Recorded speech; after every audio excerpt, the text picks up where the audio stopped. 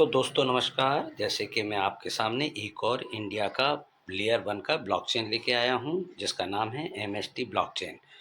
First layer one है। इसमें बहुत ही स्मॉल पैकेज है। एक फ्रैक्शन बाय करने के लिए आपको मात्र 1400 रुपये का आईएनआर में इन्वेस्टमेंट करना होगा। ट्रस्ट वॉलेट से चाहे मेटामास्क पर कहीं भी आप अकाउंट बना के आप कर सकते हैं। और उसके बाद आप देखेंगे कि कितना अच्छा अनुभव होगा। 20 ईयर के लिए आप एलिजिबल हो जाएंगे, जिसमें अभी 15 कॉइन डे वन से प्राप्त हो रहे हैं। तो दोस्तों, प्रोग्राम अच्छा लगेगा, लाइक करें, कमेंट करें, शेयर करें। 15 सेकेंड बहुत ज़्यादा समय होता है। आप सोचिए, आपने किसी को गूगल पे पर ट्रांसफ़र किया और 15 सेकेंड वेट करके आपको ये कंफर्म करना पड़े कि ट्रांजेक्शन हुआ भी कि नहीं हुआ। तो ये समय आधुनिक युग के हिसाब से अगर हम इसे देखें तो ये बहुत ज़्यादा समय लेता है। तो हमें, जब हम ब्लॉकचेन के प्रैक्टिकल यूजेस पे गए, जब हमने उसको अपने आम जीवन में प्रयोग करना शुरू किया, तो हमें समझ में आया कि इथेरियम के साथ में हम अपनी अत्याधुनिक और एकदम तीव्रमान जिंदगी को नहीं लेके जा सकते। तो वहाँ स्पीड का प्रॉब्लम हमें सबसे ज़्यादा अनुभव हुआ। दूसरा, वहाँ पर इथेरियम के साथ में हमें ये भी समझ में आया कि इथेरियम ब्लॉकचेन ने कभी ये सोचा नहीं था कि और भी ब्लॉकचेन दुनिया में आ सकती है। तो इंटेरोपरेबिलिटी के बारे में उन्होंने कभी नहीं सोचा कि दो ब्लॉकचेन को आपस में कम्युनिकेट करना पड़ सकता है, और अगर उन्हें कम्युनिकेट करना पड़ा तो वो किस तरह से आपस में कम्युनिकेट करेंगे। इन सभी समस्याओं को ध्यान में रखते हुए और इस बात को ध्यान में रखते हुए कि भारत की अपनी कोई लेयर वन ब्लॉकचेन नहीं है, एमएसटी ब्लॉकचेन ने एक क्रांति एमएसटी ब्लॉकचेन ने अपना ब्लॉकचेन इकोसिस्टम तैयार किया, जो स्पीड, सिक्योरिटी, इंटेरोपरेबिलिटी, इन चीज़ों को ध्यान में रखते हुए बनाया गया। तो अगर देखा जाए, MST blockchain first generation blockchains के नेक्स्ट लेवल पे थी, तो हम कह सकते हैं कि ये this is the next generation blockchain. MST blockchain उन सभी समस्याओं को सॉल्व करती है जहां पे बिटकॉइन और इथेरियम कमी महसूस करते हैं। भारत की पहली लेयर वन ब्लॉकचेन। सबसे इम्पॉर्टेंट बात यहाँ पर परफॉर्मेंस है। हमारे पास में कोई भी ट्रांजेक्शन 3 सेकेंड में पूरा होता है, क्योंकि हमारे पास में ब्लॉकचेन में ब्लॉक जनरेट करने का टाइम ही 3 सेकेंड है। 3 सेकेंड यानी कि आपने एक ट्रांजेक्शन किया। एक ट्रांजेक्शन जब आपके पास से डिसेंट्रलाइज सर्वर पे जाता है, वो ट्रांजेक्शन ब्लॉक में ऐड होता है। इस पूरी प्रोसेस में 3 सेकेंड में आपका काम हो जाता है। तो यहाँ से परफॉर्मेंस काफ़ी तेज़ हुआ। ये परफॉर्मेंस तेज़ कैसे हुआ? तो ब्लॉकचेन अपने मैकेनिज्म को, चूंकि डिसेंट्रलाइज व्यवस्था है, जैसे कि अभी हमने देखा कि हम एक जूम मीटिंग में हैं जहाँ पे अलग अलग लोगों के बिहेवियर अलग अलग होते हैं। ठीक उसी तरह से जब हम टेक्नोलॉजी को रन करते हैं, जब हम तकनीक पे काम करते होते हैं, अगर वो व्यवस्था विकेंद्रीकृत है, अलग अलग लोगों के हाथ में है, तो हर कोई उसका अपने हिसाब से उपयोग करेगा। वहाँ पर कहीं हैकिंग ना हो पाए, वहाँ पर कोई ऐसा डेटा ना आ जाए जो अवांछित है, या कोई ऐसा डेटा ना क्रिएट कर दे जो पूरे सिस्टम को ही क्रैश कर दे। इन बातों को नियंत्रित करने के लिए एक प्रणाली इस्तेमाल होती है जिससे हम कहते हैं कंसेंसस। हर ब्लॉकचेन का एक अपना कंसेंसस मैकेनिज्म होता है। आपने मुझसे पहले भी प्रूफ ऑफ वर्क के बारे में सुना होगा, प्रूफ ऑफ स्टेक के बारे में सुना होगा। बिटकॉइन का कंसेंसस मैकेनिज्म होता था प्रूफ ऑफ वर्क। बहुत समय तक इथेरियम का भी consensus mechanism proof of work रहा। उसके बाद इथेरियम ने प्रूफ ऑफ वर्क से प्रूफ ऑफ स्टेक पर खुद को शिफ्ट किया। MST blockchain POSA, proof of stake, और इसके साथ में कुछ एडवांस चीज़ें लेके आता है जिनके बारे में हम आगे बात करेंगे। तो एमएसटी ने सबसे पहले अपना कंसेंसस मैकेनिज्म अपग्रेड करा। कितने ट्रांजेक्शन 1 सेकेंड में हम हैंडल कर सकते हैं? हमारा टेस्टेड थ्रूपुट जो है वो 4000 ट्रांजेक्शन पर सेकेंड है, लेकिन ये हमारी क्षमता थी, हम इससे आगे के ट्रांजेक्शन चेक नहीं कर पाए। मुझे लगता है कि ये 16000 से 40000 ट्रांजेक्शन तक भी जा सकता है। जैसे जैसे यहाँ पर नेटवर्क वैलिडेटर बढ़ते जाते हैं, वैसे वैसे उतने ज़्यादा ट्रांजेक्शन को हैंडल करने की क्षमता ब्लॉकचेन में आती जाती है। लेटेंसी की बात करें, लेटेंसी का मतलब पहले मैं समझा देता हूँ कि आपने कोई ट्रांजेक्शन यहाँ से क्रिएट किया, चूँकि वो किसी ब्लॉकचेन में कई सारे सर्वर्स लगे हुए हैं, क्योंकि ये एक डिसेंट्रलाइज व्यवस्था है। तो एक सर्वर के पास में आपका ट्रांजेक्शन गया, ट्रांजेक्शन पूल में गया, उस एक पूल से वो एक वैलिडेटर के पास में गया और मल्टीपल वैलिडेटर्स के पास में गया, तो संभावना है कि सभी वैलिडेटर्स के पास में वो एक समय पर ना पहुंच पाए, लेटेंसी आ सकती है। इस प्रॉब्लम को रिजॉल्व करने के लिए भी टेक्निकली MST ब्लॉकचेन ने अपने कोड में बहुत सारे इम्प्रूवमेंट किए और लो लेटेंसी पे वो लोग आए। सबसे इम्पॉर्टेंट कि यहाँ पर ट्रांजेक्शन का जो कॉस्ट है वो सबसे मिनिमम है, क्योंकि EVM का अपग्रेडेड वर्जन यहाँ पर यूज़ होता है, जिसकी वजह से गैस फीस बहुत कम लगती है। तो डिसेंट्रलाइजेशन को, विकेंद्रीकृत को बिना सेक्रीफाइस किए, बिना कोई समझौता किए MST ने वो सारे चैलेंजेस ओवरकम किए, सारे चैलेंजेस को सॉल्व किया, जिसके कारण हाई परफॉर्मेंस इंश्योर किया जा सके। फिर बात करते हैं सिक्योरिटी की। आपने सुना होगा कि अकाउंट्स हैक हो जाते हैं, वॉलेट हैक हो जाते हैं। एक ब्लॉकचेन कैसे इन हैकिंग को अवॉइड करती है? तो MST ब्लॉकचेन यहाँ पे इलेक्ट्रिक कर्व क्रिप्टोग्राफी यूज़ करता है। यहाँ पे आप मेरे प्रेजेंटेशन में देख सकेंगे, यहाँ पे एक फॉर्मेट लिखा है SECP 256K1। ये इसमें जाऊँगा तो ये बहुत ज़्यादा टेक्निकल हो जाएगा, लेकिन ये मान के चलिए कि एक वॉलेट को हैक करने के लिए जितनी कंप्यूटेशन पावर चाहिए वो एक व्यक्ति के पास में होना या एक ग्रुप के पास में होना लगभग असंभव है। इसीलिए यहाँ से टैम्पर प्रूफ डिजिटल सिग्नेचर्स बनते हैं। ये साइबर अटैक्स को प्रोटेक्ट करता है। यहाँ से जो हम प्राइवेट की जनरेट करते हैं वो भी काफ़ी सिक्योर्ड होती है। अब आप पूछेंगे कि फिर वॉलेट कैसे हैक हो जाते हैं? उसका कई बार जवाब है कि आपकी जो वॉलेट की एप्लीकेशन है, जिसके पास में आपकी की है, हो सकता है वो उस लेवल पे कॉम्प्रोमाइज़ हो, वहाँ से आपकी उस वॉलेट ऐप से किसी ने आपकी की को चुराया हो। अदरवाइज ब्लॉकचेन लेवल पे अगर हम ये सोचें कि क्या हम किसी की को रिप्लिकेट कर सकते हैं, ये लगभग असंभव। तीसरी बात करते हैं हम, जैसा मैंने बताया था कि इथेरियम ने और बिटकॉइन ने कभी ये सोचा ही नहीं था कि क्या दो ब्लॉकचेन्स को आपस में बात करनी पड़ सकती है, लेकिन MST ब्लॉकचेन जब बनी तब वो आधुनिक परिप्रेक्ष्य को ध्यान में रख के तैयार की गई, मॉडर्न एस्पेक्ट्स को ध्यान में रख के तैयार की गई। MST ब्लॉकचेन ये जानती थी कि ऐसा हो सकता है जब हमें इथेरियम से कम्युनिकेट करना पड़े, या हमें बाइनेंस से कम्युनिकेट करना पड़े, या ट्रॉन से कम्युनिकेट करना पड़े, क्या हम उसके लिए तैयार हैं? तो इथेरियम ने मॉड्यूलर अप्रोच को फॉलो किया। मॉड्यूलर अप्रोच को फॉलो करने के साथ में ये इंश्योर किया कि हमारी ब्लॉकचेन इंटरऑपरेबल हो। टेम्पर प्रूफ लेजर ये किसी भी ब्लॉकचेन का सबसे नेटिव फीचर है, जहाँ पर सारा डेटा टेम्पर प्रूफ होना चाहिए, यानी कि कोई डेटा एक बार ब्लॉकचेन पर अगर चला गया तो फिर वो चला गया, उसको कोई चेंज नहीं कर सकता। इसी के साथ साथ में ब्लॉकचेन जो है वो ट्रांसपेरेंट भी होना चाहिए। तो आप देखेंगे कि आपके पास में MST स्कैनर पे आपको सारे ब्लॉक्स जो हैं वो दिखते होते हैं कि कौन सा ब्लॉक जनरेट हुआ है, कौन सा ब्लॉक एक्सेप्ट हुआ है, कि कौन सा ब्लॉक वैलिडेट हो पाया, कौन सा ब्लॉक अभी पेंडिंग रह गया है। इसी के साथ साथ में कई बार ऐसा होता है कि स्कैनर पर भी एक सर्वर है जो ब्लॉकचेन को वॉच करता होता है, ब्लॉकचेन की निगरानी करता है, वहाँ से पूरा डेटा निकालता है और उस डेटा को अपने पास में स्टोर करके आपको दिखाता है। हमने इस व्यवस्था को और बेहतर बनाने के लिए हमने देखा कि MST ब्लॉकचेन ने अपनी वेबसाइट पे ही एक पैरेलल स्कैनर भी लगा रखा है, जहाँ पर हम डेटा देख सकते हैं। यानी कि MST ब्लॉकचेन ने हमें दो सुविधाएं प्रदान कर दी, एक स्कैनर के थ्रू और एक खुद की वेबसाइट पे। यानी कि अब यहाँ पर एक वॉचर नहीं है, यहाँ पर दो वॉचर हैं। यहाँ पर जाकर आप डेटा देख सकते हैं कि कितने ब्लॉक्स कहाँ पे जनरेट हो रहे हैं। यानी कि ट्रांसपेरेंसी बहुत ज़्यादा इंश्योर करने के लिए MST ब्लॉकचेन ने काफ़ी काम किया। तो जैसा मैंने कहा था कि आज हम समझेंगे एक ब्लॉकचेन का जो टेक्निकल आर्किटेक्चर होता है वो कैसे काम करता है। और चूँकि आज हम MST ब्लॉकचेन को समझने के लिए बैठे हैं, तो MST ब्लॉकचेन का लेयर 1 प्रोटोकॉल कैसे डिज़ाइन किया गया। मैंने आपको बताया था प्रूफ ऑफ स्टेक का नेक्स्ट लेवल, नेक्स्ट वर्जन होता है POSA। यहाँ पर A का मतलब क्या है? यहाँ पर A का मतलब है अथॉरिटी। तो प्रूफ ऑफ स्टेक अथॉरिटी के साथ साथ में proof of stake authority and delegation, ये प्रॉपर कंसेंसस मैकेनिज्म है जो MST ब्लॉकचेन ने इम्प्लीमेंट किया। डेलीगेशन कैसे काम करता है उस पर हम आगे बात करेंगे, लेकिन अभी हम बात करते हैं POSA पे। यानी कि कंसेंसस मैकेनिज्म जो है वो हाइब्रिड है। प्रूफ ऑफ स्टेक में क्या होता है, जिन लोगों के पास में सबसे ज़्यादा कॉइन्स की होल्डिंग आप जैसा कि जानते हैं MST ब्लॉकचेन का कॉइन MSTC के नाम से जाना जाता है।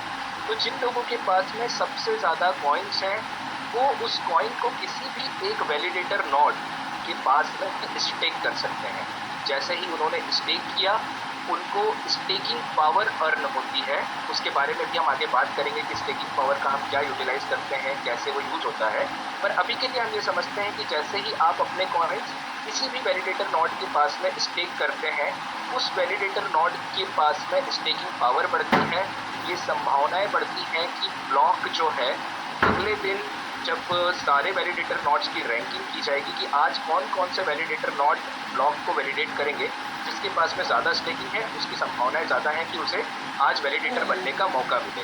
फिलहाल में हमारे पास में 5 वैलिडेटर नोड एक्टिव हैं और मुझे लगता है कि 6ठा वैलिडेटर नोड भी बहुत जल्दी एक्टिव होने वाला है। टोटल हमारे सिस्टम में जो नोड्स एक्टिव होने हैं उनका नंबर है 42, लेकिन एक दिन में उन 42 वैलिडेटर नोड्स में से सिर्फ 21 वैलिडेटर नोड्स को ही ब्लॉक वैलिडेट करने का मौका मिलता है। बात ये समझ सकते हैं कि जब 21 वैलिडेटर नोड होंगे तो ब्लॉक्स को 21 वैलिडेटर नोड वैलिडेट कर रहे होंगे, जो कि अभी 6 या 5 वैलिडेटर नोड हैं। तो यहाँ पर एक नोड को ज़्यादा ब्लॉक्स मिलते हैं वैलिडेट करने के लिए, ज़्यादा ब्लॉक्स वैलिडेट करने के लिए मिलते हैं, यानी कि उनके पास में ज़्यादा रिवॉर्ड्स आते हैं। तो हम बात कर रहे थे प्रूफ ऑफ स्टेक अथॉरिटी की, जहाँ पर कोई भी अपने MSTC कॉइन को किसी वैलिडेटर नोड में स्टेक कर सकता है। जब ब्लॉकचेन स्टेबलाइज की जाती है तो प्रूफ ऑफ स्टेक की एक चिंता होती है कि जब ब्लॉकचेन एकदम नई है, अगर पहले ही दिन हमने स्टेक पे डिपेंडेंसी कर दी तो हो सकता है हमारे जेनेसिस ब्लॉक के साथ में कॉम्प्रोमाइज हो जाए। तो ब्लॉकचेन एक सर्टेन समय तक प्रूफ ऑफ अथॉरिटी और प्रूफ ऑफ स्टेक दोनों को कंबाइन करके चलती है, जिससे प्रूफ ऑफ अथॉरिटी होने के कारण हमारा ब्लॉक प्रोडक्शन क्या होगा हम प्रेडिक्ट कर सकते हैं, और प्रूफ ऑफ स्टेक होने के साथ में हम कम्युनिटी के साथ में ग्रो कर सकते हैं। तो यहाँ पे कम्युनिटी ही डिसाइड करती है कौन सा वैलिडेटर नोड आज वैलिडेशन की प्रक्रिया में शामिल होगा। आप मेरी स्क्रीन पे कुछ फीचर्स देख सकते हैं जो POSA को डिफाइन करते हैं, जैसे स्टेक बेस्ड वैलिडेटर इलेक्शन, जो कि मैं आपको बता रहा हूँ, जिसने सबसे ज़्यादा टोकन स्टेक किए हुए हैं वो वैलिडेटर नोड यहाँ पर इलेक्ट होगा। राउंड रॉबिन ब्लॉक प्रोडक्शन, अब जो 21 नोड का चयन हुआ है ब्लॉक को वैलिडेट करने के लिए, आप बिल्कुल भी मत ये सोचिए कि जिसके पास में उन 21 में जिसके पास में सबसे ज़्यादा है स्टेक है उसको ज़्यादा ब्लॉक्स मिलेंगे, ऐसा नहीं है। जब हम लोग टॉप 21 वैलिडेटर नोड्स चूज करते होते हैं ब्लॉकचेन में, तब हम ये देखते हैं कि किसके पास में ज़्यादा स्टेकिंग है।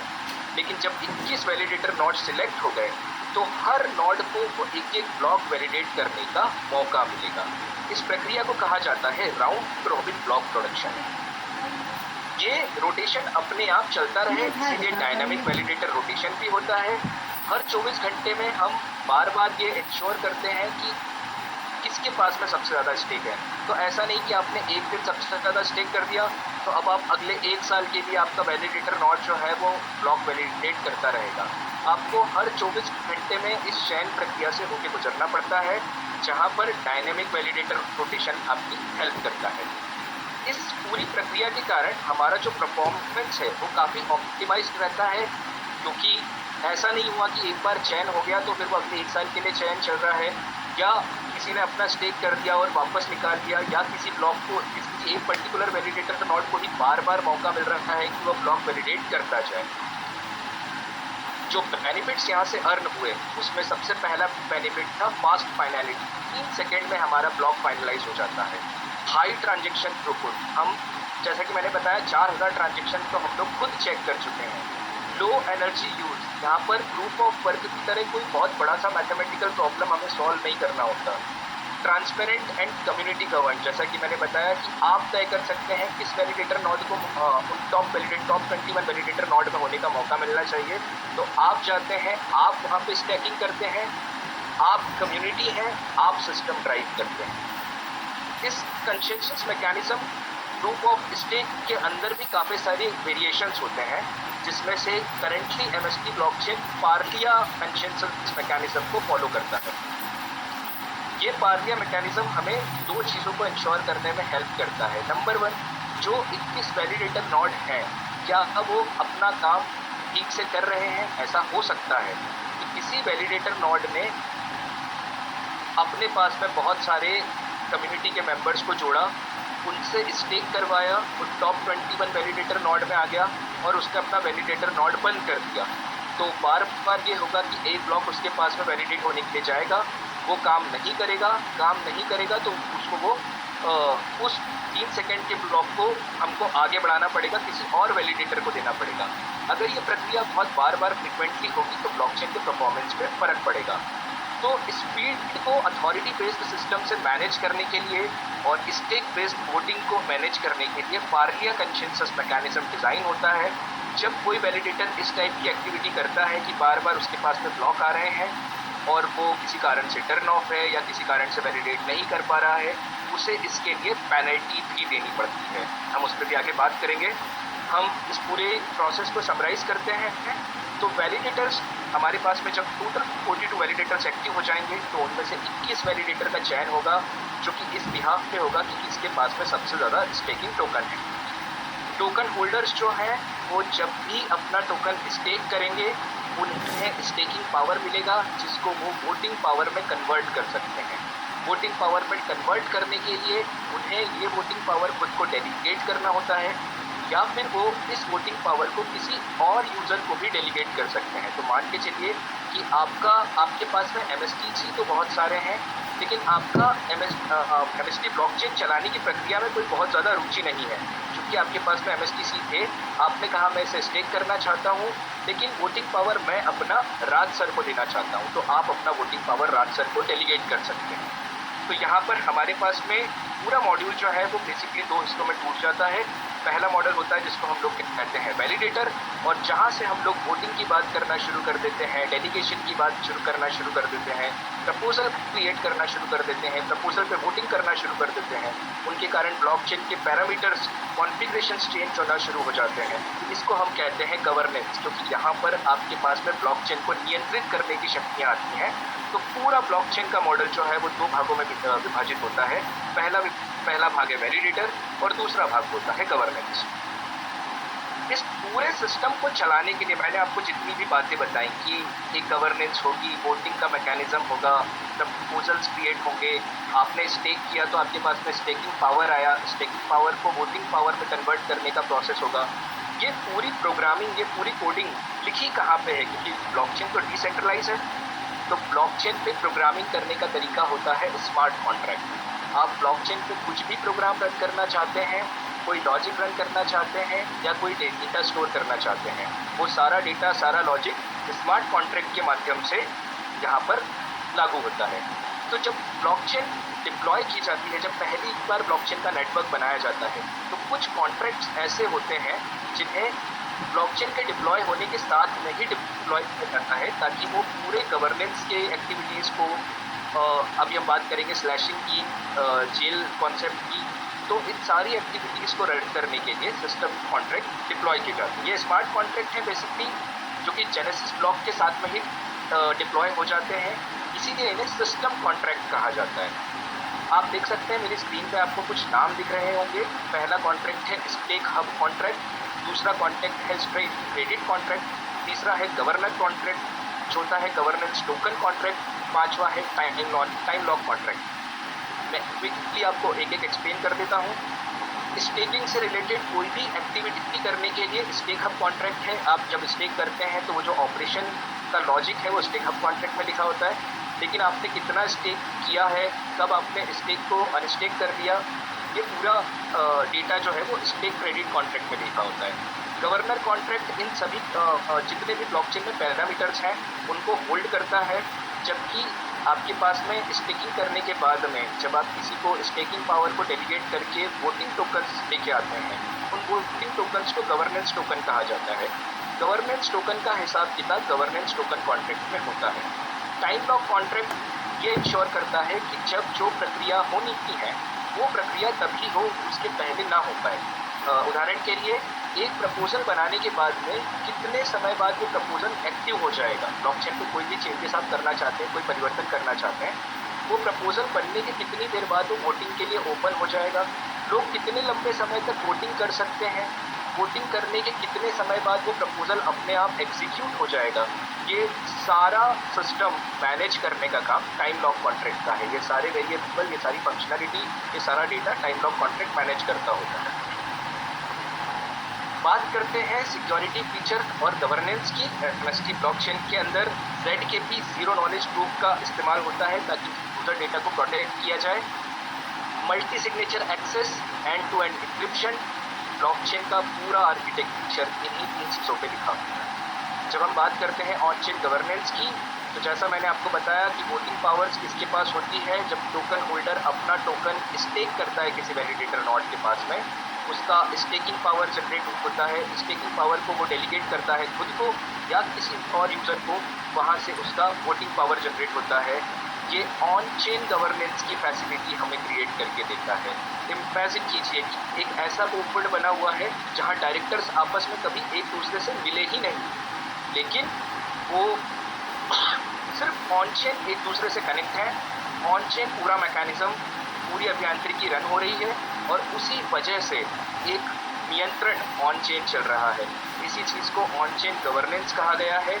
और चूँकि यहाँ पर जो पूरा ऑर्गेनाइजेशन है वो ना तो कभी एक दूसरे से मिला है और ना ही शायद कभी एक टेबल पे बैठा है, तो ये है decentralize autonomous organization which we called DAO, जो कि अभी आपने शायद एमएसटी वैलिडेटर पोर्टल पे भी देखा होगा।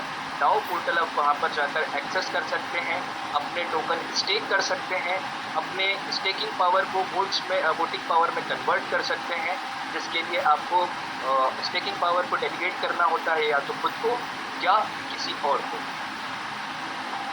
सबसे खास बात कि एमएसटी ब्लॉकचेन जो है वो ईवीएम यानी कि इथेरियम वर्चुअल मशीन के कॉम्पेटिबल है।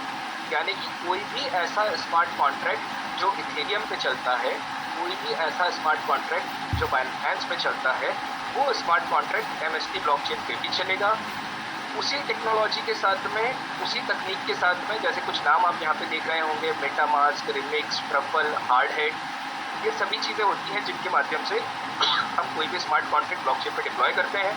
मेटामास्क आपका अकाउंट होल्ड करता है, रिमिक्स आपका कोड कंपाइल करता है, हार्डहेड उस कंपाइल्ड कोड को ब्लॉकचेन पे डिप्लॉय करने में मदद करता है। तो ये सारे टूल्स जो हैं ईवीएम सपोर्ट करते हैं और एमएसटी ब्लॉकचेन का सिस्टम भी इथेरियम वर्चुअल मशीन के कॉम्पेटिबल है। यहाँ पर हमें सेम एनवायरनमेंट मिलता है, सेम एक्सपीरियंस मिलता है। और आप सोच रहे होंगे कि हम बार बार इथेरियम की बात क्यों कर रहे हैं, क्योंकि प्रोग्रामेबल ब्लॉकचेन में इथेरियम टेक्निकली सबसे पुरानी है, तो एक लेगेसी को मेंटेन करने की जिम्मेदारी भी नए लोगों पे होती है। एमएसटी ब्लॉकचेन नई तकनीक के साथ में आया है, पर क्या वो पुराने लोगों को, पुरानी टेक्नोलॉजी को, पुराने कॉन्ट्रैक्ट्स को एक्सेप्ट करेगा? तो हाँ, ऐसा नहीं है कि आपको एमएसटी ब्लॉकचेन पर मूव करने के लिए अपना पूरा का पूरा सिस्टम ही चेंज करना है। जो सिस्टम आपका इथेरियम पे चलता था, वो सेम सिस्टम आप एमएसटी ब्लॉकचेन पे भी रन कर सकते हैं। सॉरी, मैं 2 मिनट का समय लेना चाहूँगा, बहुत देर से बोल रहा हूँ, तो कुछ थोड़ा पानी।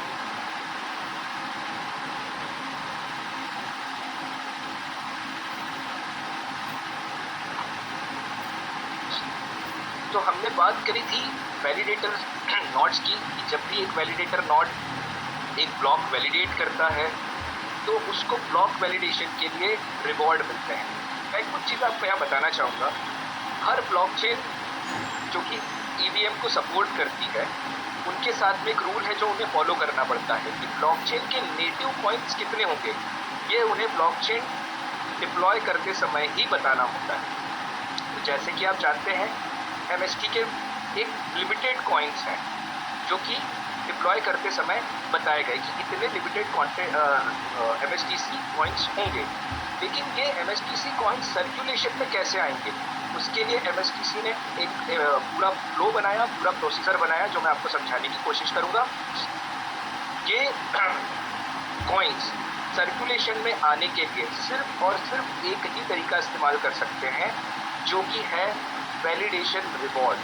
जब भी कोई ब्लॉक वैलिडेट होता है, एक सर्टन रिवॉर्ड उसके लिए असाइन हो जाता है। दिन भर में एक वैलिडेटर नोड ने जितने भी ब्लॉक वैलिडेट किए, उन सब का अक्यूमुलेटेड रिवॉर्ड रात को 12 बजे वैलिडेटर नोड के पास में चला जाता है। जैसा कि आप सभी जानते हैं, आप सभी में कई सारे लोग ऐसे होंगे जिनके पास में फ्रैक्शंस हैं वैलिडेटर नोड्स के, तो आपको अपने फ्रैक्शन के अकॉर्डिंग कितना रिवॉर्ड मिलना चाहिए, आज के दिन में टोटल कितना कलेक्शन हुआ, आप कितने फ्रैक्शंस को होल्ड करते हैं, उसके बिहाफ पे आपको कितना रिवॉर्ड मिलना चाहिए, ये प्रक्रिया पहले वैलिडेटर नोड के पास में कॉइन आते हैं और आपके पास में कॉइन आने की प्रक्रिया उसके बाद शुरू होती है। इसी को हम रिवॉर्ड फ्लो समरी के माध्यम से एक बार पढ़ते हैं कि coins are pre minted but stored in a reward pool and not in circulation. यही चीज़ मैं आपको जो यहाँ पे इंग्लिश में लिखी हुई है मैं हिंदी में समझा रहा हूँ, कोई फर्क नहीं है। हमने कॉइन्स जैसा कि देखा कि पहले से हमारे कॉइन मिंटेड थे लेकिन वो सर्कुलेशन में नहीं आ सकते, वो सर्कुलेशन में आने के लिए ब्लॉक वैलिडेशन रिवॉर्ड के माध्यम से ही आएंगे। अब कैसे आएंगे, तो validator produce block every 3 second. एक ब्लॉक का हमारे पास टाइम है 3 सेकेंड है, मतलब एक 3 सेकेंड में एक ब्लॉक आया, वो एक वैलिडेटर के पास में गया, अगले 3 सेकेंड में एक ब्लॉक आया, वो अगले वैलिडेटर के पास में गया। Coins are released as reward to validator, जो कि हमने बात करी। वैलिडेटर रिसीव रिवॉर्ड 24 आवर्स, 24 घंटे में जितने दिन भर में एक वैलिडेटर ने ब्लॉक्स वैलिडेट किए हैं, वो ब्लॉक्स के अगेंस्ट उसको कितना रिवॉर्ड टोकन जाना चाहिए, रिवॉर्ड कॉइन जाना चाहिए, उतना रिवॉर्ड वहाँ चले जाता है। ई वैलिडेटर्स दी अर्निंग स्प्लिट अक्रॉस 70,000 फ्रैक्शन। जैसा कि आप लोग जानते हैं, एक वैलिडेटर नोड 70,000 फ्रैक्शन हो सकते हैं, तो यहाँ पर उन 70,000 फ्रैक्शंस के हिसाब से जिस यूज़र के पास में जितने फ्रैक्शंस हैं उसके हिसाब से वो रिवॉर्ड डिस्ट्रीब्यूट होता है। User earn MST coins based on the number of fraction they on, वही बात है, user rewards are settled daily automatically. हाँ, कई सिस्टम्स में ऐसा होता है कि जहाँ पे आपको रिवॉर्ड क्लेम करना होता है, यहाँ पर ऐसा कुछ भी नहीं है। यहाँ पर आप ऑटोमेटिकली, चूँकि स्मार्ट कॉन्ट्रैक्ट के माध्यम से पूरा सिस्टम लिखा गया है, ऑटोमेटिकली रिवॉर्ड्स डेली सेटल होते रहते हैं। अब इसमें एक बात और आती है कि भाई कॉइन जब हमको पता है कि लिमिटेड कॉइन्स ही हैं और अगर हम सेम रिवॉर्ड्स देते रहेंगे तो ये ब्लॉकचेन कितने लंबे समय तक ये इंश्योर कर पाएगी कि रिवॉर्ड लोगों के पास में जाते रहे। इसीलिए यहाँ पर डिक्रीज सप्लाई मैकेनिज्म काम करता है। हर 2 साल के बाद में रिवॉर्ड सीधा आधा हो जाता है, जिसे हम कहते हैं हाल्विंग मैकेनिज्म।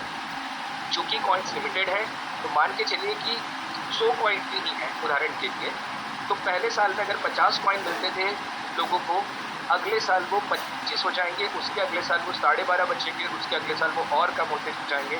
ऐसे ये नंबर छोटा छोटा होते जाएगा। चूँकि ये छोटा छोटा होते जाएगा, MST ब्लॉकचेन एक लंबे समय तक अपने वैलिडेटर्स को रिवॉर्ड दे सकता है।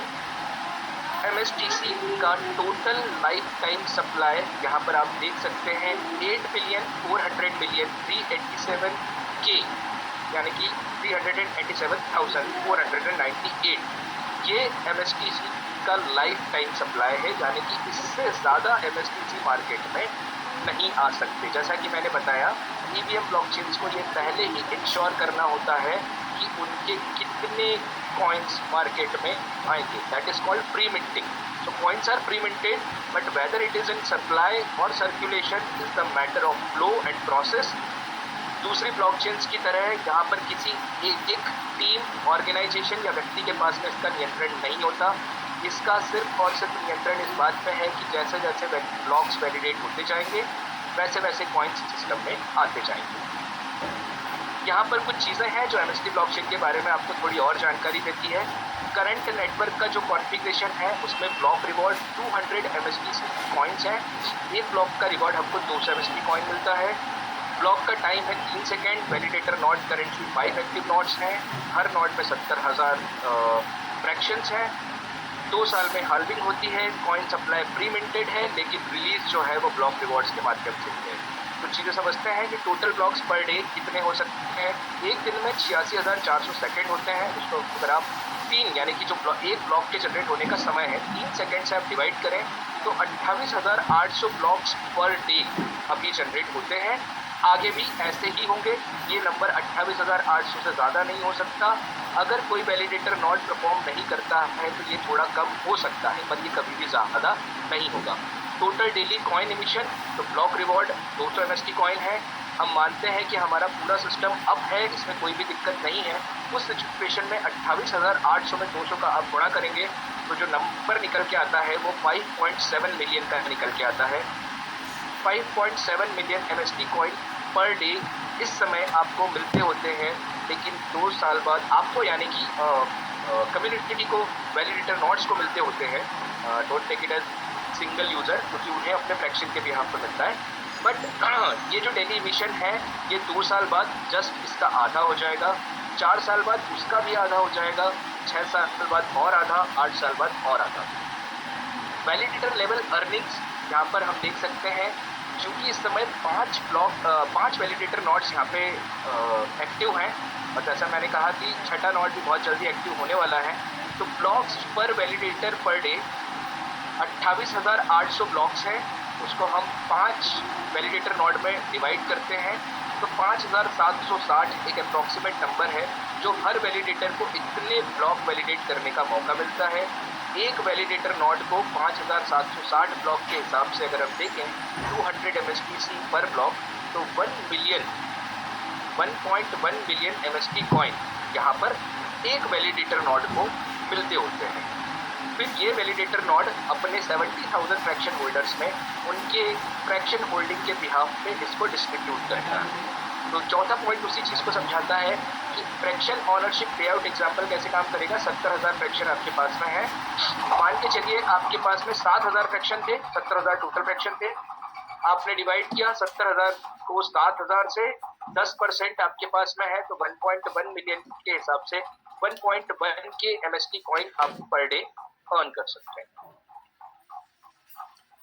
नोड ए का डेली रिवॉर्ड कैलकुलेशन है यहाँ पर, ये जैसे मैंने आपको बताया कि 115 200 100 के आसपास MST कॉइन आपको 10% के हिसाब से मिलते हैं।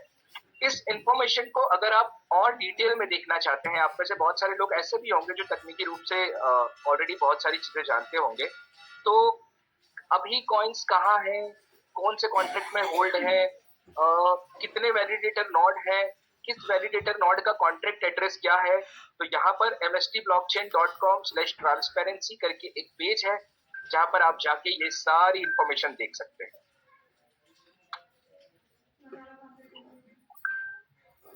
बात करते हैं MST ब्लॉकचेन की गवर्नेंस की और वैलिडेटर प्रोटेक्शन मॉडल। गवर्नेंस, मुझे लगता है कि मैं अपने पहले के एक्सप्लेनेशन में ही काफी सारी चीजें आपको समझा चुका हूं कि गवर्नेंस कैसे काम कर रही है।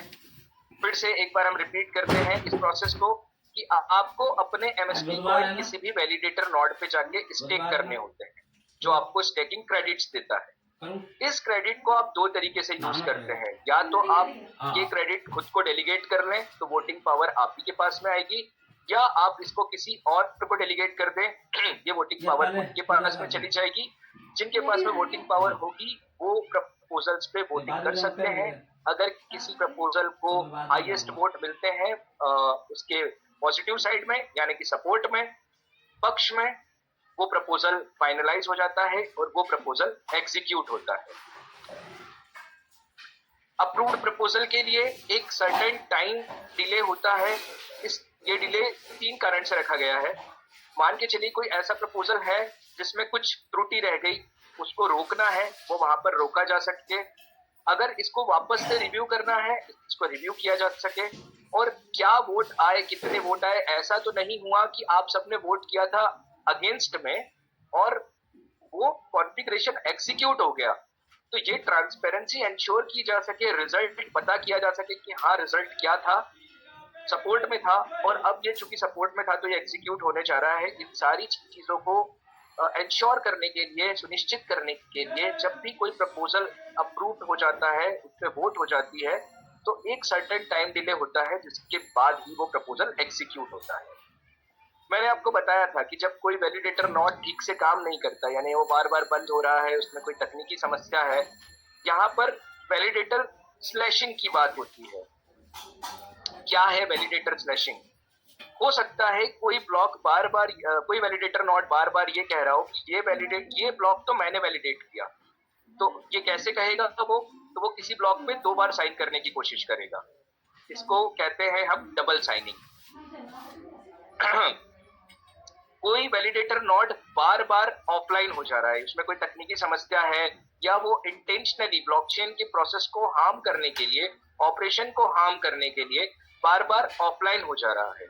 इन दोनों परिस्थितियों में जो सिस्टम कॉन्ट्रैक्ट है उसमें ऑटोमेटिक ये कोड लिखा होता है कि अगर कोई वैलिडेटर नोड बार बार ऑफलाइन हो, अगर वो अपना ब्लॉक वैलिडेट नहीं करता है तो उसे एक सर्टन थ्रेशहोल्ड तक होल्ड किया जाए, जो कि फिलहाल में 30 ब्लॉक्स है। 30 ब्लॉक्स अगर वो मिस करता है, 30 ब्लॉक्स तक उस पर कोई एक्शन नहीं होता है। जैसे ही वो 31 ब्लॉक को मिस करता है, ऑटोमेटिक उस वैलिडेटर नोड को जेल हो जाती है अगले 24 घंटे में। That is called slashing. उस वैलिडेटर नोड को स्लैश कर दिया जाता है। जब वैलिडेटर नोड को जेल से बाहर निकाला जाता है, उसके लिए एक प्रोसेस है जिस प्रोसेस को एग्जीक्यूट करना होता है। तो जो स्टेक एमएसटीसी वहां पर किए गए थे उसमें से certain amount of MSTC deduct होता है as a penalty. Proof of stake ऐसे ही इंश्योर करता है जो उसके वैलिडेटर नोड है वो ऑनेस्टली काम करें, इंश्योर करें कि उनकी टेक्नोलॉजी प्रॉपर काम कर रही है, इंटरनेट प्रॉपर काम कर रहा है और ब्लॉकचेन हॉल्ट नहीं हो रही है, किसी भी कारण से कोई भी ब्लॉक मिस नहीं हो रहा, सारे ब्लॉक वैलिडेट हो रहे हैं। हमने देखा कि एक ब्लॉकचेन कितनी सारी चीजों को कंसिस्ट किए हुए है, यानी कि ये प्रोग्रामेबल है, यहाँ पे प्रोग्राम किए जा सकते हैं। ओके, नई ब्लॉकचेन है, फास्ट है, तो क्या ये पुराने सिस्टम्स को सपोर्ट नहीं करती? पुराने सिस्टम्स को फिर से लिखना होगा? नहीं, ये पुराने सिस्टम्स को सपोर्ट करती है, लेगेसी मेंटेन करती है। तो MST blockchain real world innovation में क्या क्या कर सकती है? इस समय पूरी दुनिया में एक हल्ला मचा हुआ है आर्टिफिशियल इंटेलिजेंस का, एआई का। पर क्या एमएसटी ब्लॉकचेन एआई के साथ में कुछ कर सकती है? मॉडर्न प्रोस्पेक्ट में बात करूं तो हाँ। एक एआई के लिए सबसे जरूरी चीज क्या है? एक एआई के पास में जो भी डेटा हो वो ऐसा डेटा हो जिसे मानकों पे तय किया जा सके कि ये डेटा गलत नहीं है, ये डेटा चेंज नहीं किया गया। और ये क्योंकि एआई आर्टिफिशियल इंटेलिजेंस कोई भगवान का बनाया हुआ सिस्टम नहीं है, वो एक कृत्रिम सिस्टम है जो काम करता है उसमें फीड किए हुए डेटा के बिहाफ पे। इमेजिन कीजिए, जब एआई किसी एक व्यक्ति को सर्विस दे रहा है उस समय किसी ने डेटा कुछ और रखा, जब एआई किसी दूसरे व्यक्ति को सर्विस दे रहा है उस समय डेटा कुछ और रखा, दोनों के अनुभवों में बहुत सारा फर्क आ सकता है। एआई की अपनी काम करने की क्षमता पे सवाल उठ सकते हैं। तो इसमें ब्लॉकचेन क्या करेगी? हाउ विल इंश्योर कि सब कुछ सही चलता रहे? ब्लॉकचेन के पास में ये फैसिलिटी है जहां से डेटा जो है वो टैंपर प्रूफ है कि नहीं है ये इंश्योर किया जा सके। हम डेटा का हैशिंग करके डेटा को ब्लॉकचेन पे रख सकते हैं, डिसेंट्रलाइज स्टोरेज का यूज करके वहां से कंटेंट आईडी बना के उसको ब्लॉकचेन पे रख सकते हैं। तो ये इंश्योर करने में हेल्प करेगा कि जो एआई काम कर रहा है वो अप टू द मार्क काम कर रहा है या इसको किसी ने टेम्पर कर दिया है, जो कि एक एआई के लिए, एक्यूरेसी के लिए, उसकी लर्निंग के लिए, मशीन लर्निंग के पॉइंट ऑफ व्यू से बहुत जरूरी चीज है। और देखते हैं कि एमएसटी ब्लॉकचेन, जैसे मैंने आपको बताया कि मॉडर्न प्रोस्पेक्ट में सबसे हॉट चॉकलेट आर्टिफिशियल इंटेलिजेंस, क्या एमएसटी ब्लॉकचेन उसके लिए कॉम्पेटिबल है? यस, एमएसटी ब्लॉकचेन उसके लिए कॉम्पेटिबल है। इनफैक्ट कुछ टीम्स एमएसटी ब्लॉकचेन को एआई के साथ में इंटीग्रेट करने के लिए काम भी कर रही हैं। इसके अलावा जहां तक मेरी जानकारी है, कुछ ट्रैवल प्लेटफॉर्म्स हैं जो एमएसटी के साथ में काम करने की तैयारी में है। बहुत जल्दी वो लोग लाइव है होने वाले हैं, जहां से आप बुकिंग रिकॉर्ड्स को वेरीफाई कर सकते हैं। उनके लॉयल्टी प्रोग्राम्स हैं, लॉयल्टी प्रोग्राम्स को ऑपरेट करने के लिए उन्होंने एमएसटी ब्लॉकचेन का इस्तेमाल किया है। काफी सारे गेम डेवलपर्स, जैसे मैंने आपको बताया था सबसे शुरुआत में कि किस तरह से विटालिक, जो कि इथेरियम के फाउंडर हैं, किस तरह से विटालिक का पूरा गेम एक्सपीरियंस खराब हो गया था क्योंकि उनका डेटा लॉस हो गया था। तो गेम डेवलपर्स के लिए ब्लॉकचेन हमेशा एक वरदान बन के आती है। और जब हम बात करते हैं एमएसटी ब्लॉकचेन की, चूंकि यहाँ पर गैस फीस काफी कम होती है, कम यूटिलाइज होती है, ये गेमर्स को एक अच्छा एक्सपीरियंस देती है। कम खर्चे में वो ब्लॉकचेन टेक्नोलॉजी को यूज कर सकते हैं। कंटेंट क्रिएटर्स के साथ में एक सबसे बड़ी प्रॉब्लम होती है कि किसी ने कोई एक कविता लिखी और उसको कोई और जाकर अपने नाम से पब्लिश कर देता है। ब्लॉकचेन की हेल्प से हम कंटेंट को आइडेंटिफाई करके उसका यूनिक कंटेंट की जनरेट करके किस समय पे ब्लॉकचेन पे रजिस्टर हुआ इसको इजीली ट्रेस कर सकते हैं। तो हम बात करते हैं कंटेंट ऑनरशिप की या content creators की। every time they wants to take advantages from blockchain, especially MST blockchain, the system and protocols are ready to use। कोई भी content creator किसी भी समय पे MST infrastructure का यूज करके अपना content सिक्योर कर सकता है। ये सब जो भी हम बातें कर रहे हैं, ये पूरी बातें एंश्योर होती है ट्रांसपेरेंसी की वजह से। आपने ब्लॉकचेन पर कोई भी रिकॉर्ड पुश किया, आप उसको एमएसटी स्कैन पे जाके देख सकते हो। आपने किसी को एमएसटीसी ट्रांसफर किए, आप एमएसटी स्कैन पर जाकर देख सकते हो। आपने कोई रिकॉर्ड वहां पर पब्लिश किया है, आप एमएसटीसी पे जाकर देख सकते हो।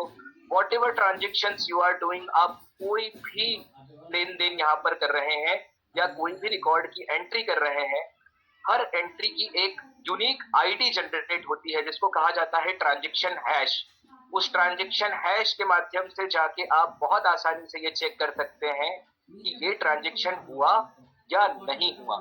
जैसा कि हमने आपको पहले भी डिस्कशन में बताया, कोई यूजर है जिसको आप चेक करना चाहते हैं कि ये कह रहा है कि मेरे पास तो 1 मिलियन एमएसटीसी है कि नहीं है, आप उसका एड्रेस डालकर आसानी से चेक कर सकते हैं कि इसके पास ये एमएसटीसी है या नहीं है। मतलब इस टेक्नोलॉजी में कुछ भी छुप नहीं सकता। मान के चलिए आप एक कंपनी यहाँ पर रन कर रहे हैं और आप लोगों को दिखाना चाहते हैं कि भाई मेरा बहुत बड़ा टर्नओवर है।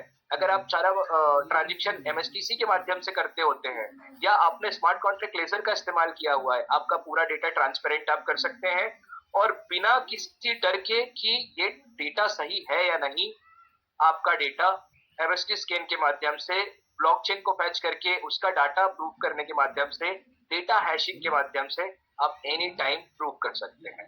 So that's all from my side. मतलब मुझे लगता है कि मैंने एमएसटी ब्लॉकचेन में जो 2 मुख्य हिस्से होते हैं, जहां पर बात होती है वैलिडेटर नोड से, एक वैलिडेटर नोड कैसे काम करता है, हमने बात करी वैलिडेटर नोड की, हमने बात करी गवर्नेंस की कि एमएसटी ब्लॉकचेन जो पूरी ब्लॉकचेन ऑपरेट हो रही है उसके जो कॉन्फ़िगरेशंस है या उसका जो ऑपरेशन है, अगर हमें उसमें कुछ चेंजेस लाना है तो वो चेंजेस हम कैसे गवर्नेंस के माध्यम से लेके आते हैं। तो वैलिडेटर, गवर्नेंस और इस पूरी प्रक्रिया को चलाने के लिए जो रिवॉर्ड मैकेनिज्म है, आपके एमएसटीसी कॉइन्स हैं, उनका डिस्ट्रीब्यूशन, उनका फ्लो कैसे होता है, उसका मैकेनिज्म क्या है, कैसे एमएसटी ब्लॉकचेन ये बात कर रही है कि भाई अगले 30 साल तक आपको रिवॉर्ड मिलेगा, क्या ये बात प्रूव की जा सकती है, टेक्निकली प्रूव की जा सकती है। तो हमने हाल्विंग की बात करी कि हाँ, ऐसा नहीं है कि आज आपको 100 मिल रहे हैं तो कल भी 100 ही मिलेंगे, ये हाल्विंग होती जाएगी। इससे ये तय होगा कि एमएसटी ब्लॉकचेन अगले 20 नहीं, अगले 40 नहीं, अगले 100 ईयर्स तक एग्जीक्यूट कर सकती है। और इन सब के साथ में हमने बात करी कैसे ब्लॉकचेन टेक्नोलॉजी अपना डेटा इंश्योर करती है, डेटा सिक्योर करती है। हमने इलेप्टिकल कर्व के बारे में समझा, हमने ये भी समझा कि हमारे एड्रेसेस जो है, हमारी प्राइवेट कीज जो है, उनको हम कैसे सिक्योर, ब्लॉकचेन उसको कैसे सिक्योर रखती है, और अगर किसी कारण से हैकिंग हो रही है तो क्या प्रिकॉशंस हमको लेने चाहिए।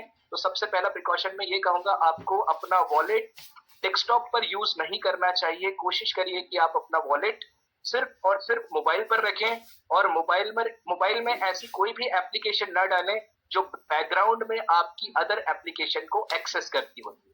अगर आप ये फॉलो करते हैं, आपका कोई भी वॉलेट किसी भी कंडीशन पे, किसी भी लेवल पर हैक नहीं हो सकता, क्योंकि ब्लॉकचेन के लेवल पे हैकिंग इज नियरली इम्पॉसिबल, ये लगभग असंभव है।